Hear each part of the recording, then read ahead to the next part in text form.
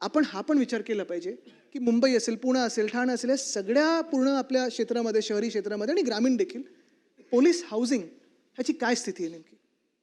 मला आठवतं 2022चं जेव्हा बजेट सेशन होतं तेव्हा घोषणा झाली होती, आमच्याच सरकारने केली होती की 850 कोटी आम्ही पोलीस हाऊसिंगसाठी ठेवले होते बाजूला.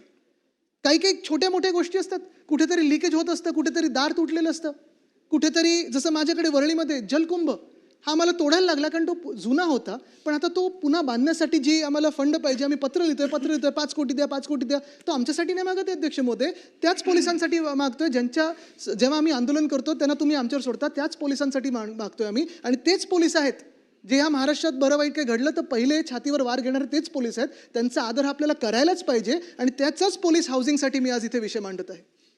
बरं, एवढंच विषय थांबत नाही, कारण इन सर्व्हिस पोलीस हाऊसिंग हे जसं चांगलं झालं पाहिजे तसं अनेक पोलीस कर्मचारी आहेत, अनेक BMCचे कर्मचारी आहेत, अनेक वेगळ्या वेगळ्या महानगरपालिकेचे आहेत, अनेक शासकीय कर्मचारी आहेत जे या महाराष्ट्रात वेगळ्या वेगळ्या शहरांमध्ये 20-20, 30-30 वर्ष सेवा करत आलेले आहेत. आहे ना, हा पण मराठी माणूस आहे. काही काही जरी मराठी नसतील तरी ह्यांनी महाराष्ट्राची सेवा केलेली आहे. पूर्ण आयुष्य आपलं जीवनातले 30-40 वर्ष जेव्हा शासन त्यांना सांगतं तिथे पोचा, तिथे पोचा, तिथे जातात, दिवस रात्र काम करतात, मेहनत करतात, जास्तीत जास्त जिथे आपण चुकतो तिथे आपले सुधारण्याचा प्रयत्न करतात.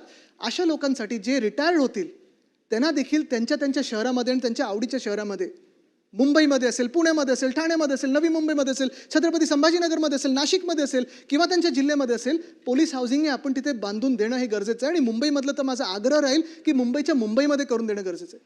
मध्ये एक निर्णय झालेला की ते कुठे सिडकोच्या खाणीत पाठवत होते, पण आम्हाला खाणीत जायचं नाही आहे, आम्हाला तिथे धुळीत जायचं नाही आहे.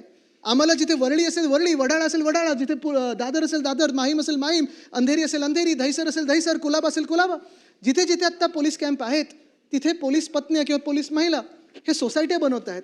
आणि प्रयत्न हाच आहे की या सोसायट्यांना सरकार कधी ना कधीतरी जागा देईल आणि थोडं कन्स्ट्रक्शन कॉस्टवर काहीतरी बनवून देईल.